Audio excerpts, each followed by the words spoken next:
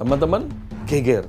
Indonesia kecolongan penyelundupan biji nikel ke Cina sebanyak 5,3 juta ton sepanjang tahun 2020 sampai 2022. KPK telah menemukan adanya ekspor ilegal biji nikel yang telah dilarang oleh pemerintah dengan mencapai kerugian pada tahun 2021 mencapai 48 juta US dollar dan tahun berikutnya mencapai kerugian 54 juta US dollar. Dari sisi penerimaan, negara kehilangan pendapatan 575 miliar rupiah. Cukup mengherankan bila kemudian pemerintah melalui Menko Invest dan Kepala BKPM Bahlil mengatakan sama sekali tidak tahu adanya penyelundupan biji nikel tersebut ke Cina. Bagaimana mungkin dengan jumlah yang sangat besar sepanjang 3 tahun bisa lewat di depan hidung pemerintah tanpa diketahui dan tanpa bisa dicegah oleh pihak-pihak yang terkait. Wajar bila kemudian muncul kecurigaan dari publik, jangan-jangan ada orang kuat yang mengatur penyelundupan tersebut.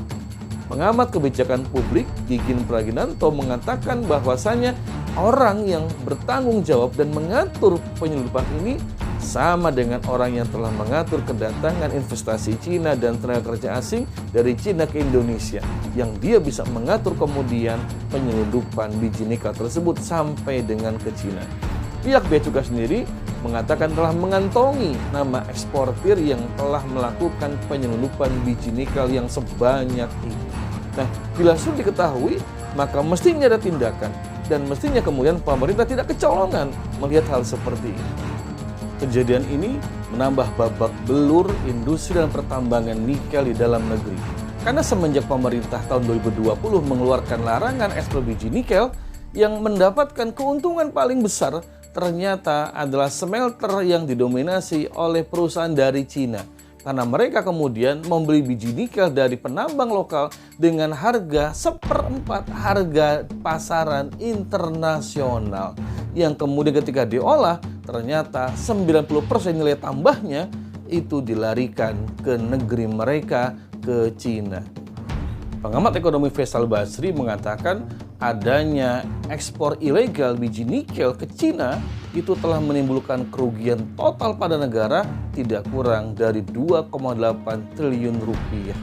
Maka kalau begitu, apa yang didapat oleh pemerintah negara dan rakyat ini dengan adanya kebijakan dan juga ekspor ilegal terhadap biji nikel ini?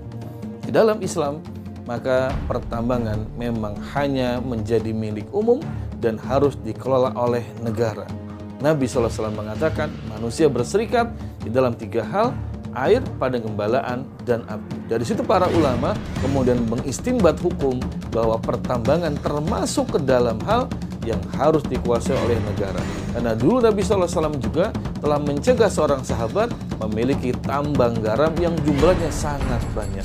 Nah, bila proses dan juga hukum pertambangan ini dikembalikan pada syariat Islam, maka ini akan memberikan dampak kemakmuran yang sangat besar bagi masyarakat dan bisa memajukan umat dengan ekonomi yang sangat luar biasa.